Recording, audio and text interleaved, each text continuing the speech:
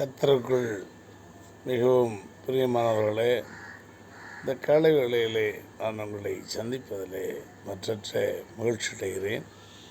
தேவன் தாமே ஒவ்வொரு நாளும் உங்களை சந்திக்கும்படியாகவும் உங்களோடு கூட சம்பாஷிக்கும்படியாகவும் தேவன் கொடுத்திருக்கிற கிருபைகளுக்காய் அவருக்கு நான் நன்றி செலுத்துகிறேன்.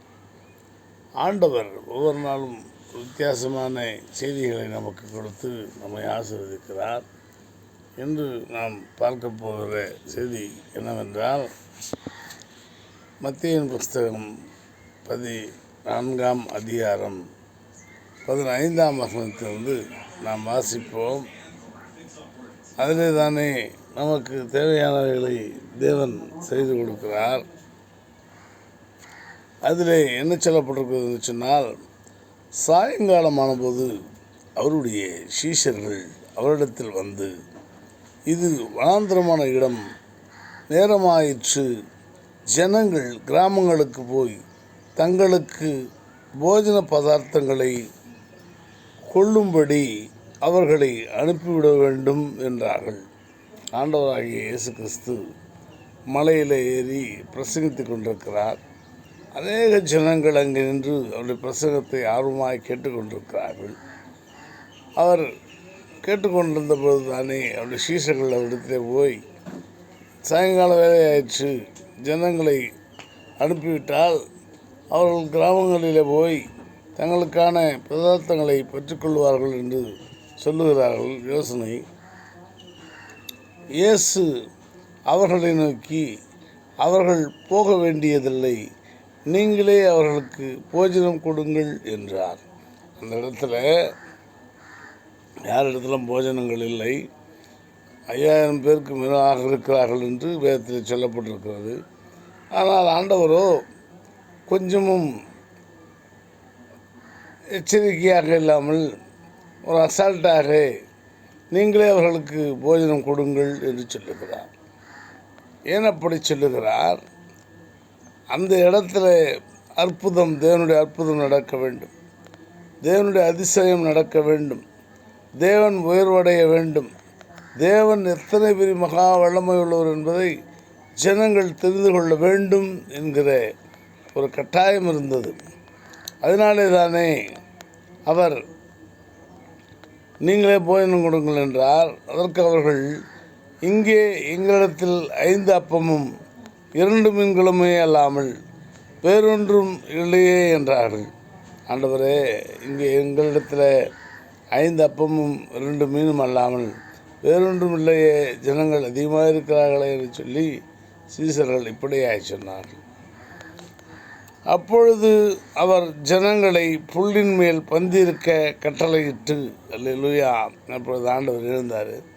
எல்லாரையும் பந்தியிட செய்யுங்க, ஒரு லைனாக வரிசையாக உட்கார சொல்லுங்கள் புல்லின் மேலே அப்படின்னு ஆண்டவர் சொல்லிச்சு. அந்த 5 அப்பங்களையும் அந்த 2 மீன்களையும் எடுத்து வானத்தை அண்ணாந்து பார்த்து ஆசீர்வதித்து, அல்லேலூயா. ஒரு மனுஷனை ஆண்டவராகிய இயேசு கிறிஸ்து ஆசீர்வதிக்காத வரைக்கும் அவன் வெறுமையான மனுஷனாக இருப்பான், அவன் ஒன்றுமே இல்லாத மனுஷனாக இருப்பான். ஒரு 5 அப்பமும் 2 மீன் உள்ள மனுஷனாக இருப்பான். அவர் ஆசீர்வதிக்க ஆரம்பிச்சிட்டாருன்னா பாருங்கள், எடுத்து வானத்தை அண்ணாந்து பார்த்து ஆசீர்வதித்து அப்பங்களை பிட்டு சீஷர்களிடத்திலே கொடுத்தார். சீஷர்கள் ஜனங்களுக்கு கொடுத்தார்கள். எல்லோரும் சாப்பிட்டு திருப்தியாக இருந்தார்கள். மீதியான துணிக்கைகளை 12 கூடை நிறைய எடுத்தார்கள். அல்லையா, வச்சிருந்ததே 5 அப்பமும் 2 மீனும்.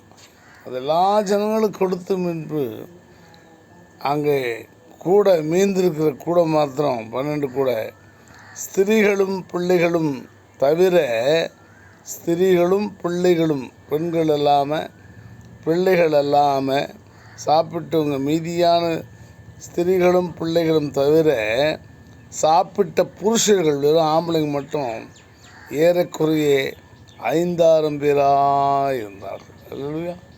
5000 பேர் பாருங்கள். வெறும் ஸ்திரீகள் இல்லாத, பிள்ளைகள் இல்லை, மற்ற எல்லோரும் சாப்பிட்டவங்க யார் பிள்ளை அந்த புருஷர்கள் மாத்திரம் ஆம்பளைங்க மாத்திரம் 5-6 பேர் சாப்பிட்ருக்காங்க.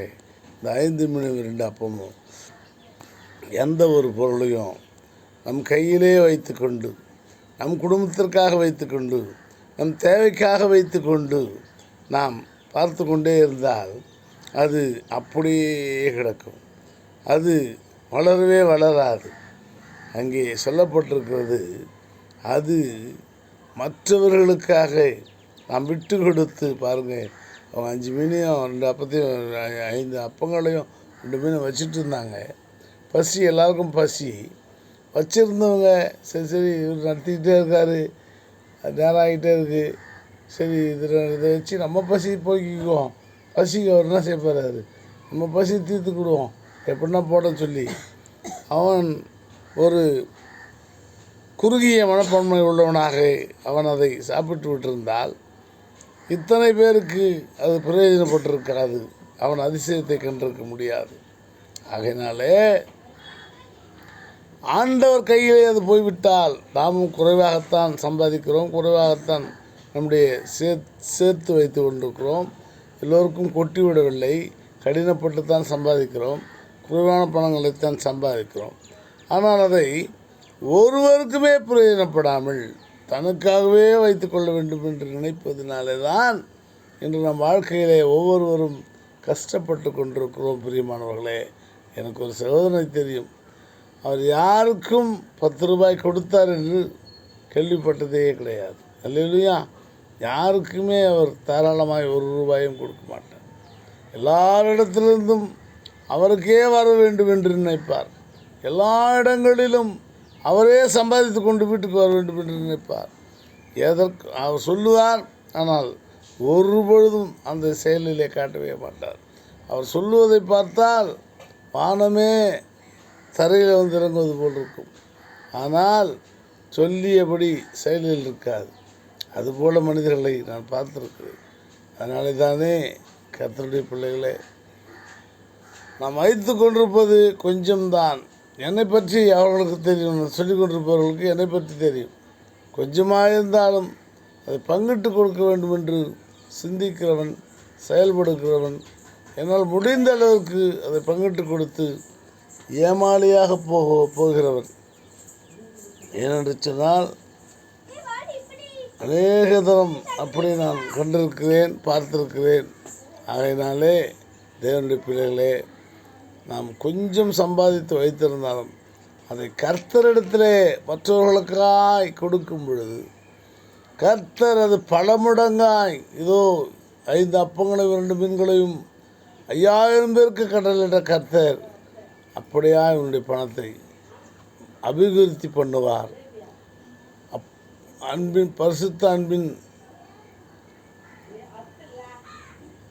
சபையை கட்ட வேண்டும் என்று கிட்டத்தட்ட 1 வருடங்களுக்கு மேலாய் 2 வருடங்களுக்கு மேலாய் காணிக்கை கொடுங்கள் என்று சொல்லி நான் மனரம்மியத்தோடு ஜெபித்து கேட்டுக்கொண்டே தான் இருக்கிறேன்.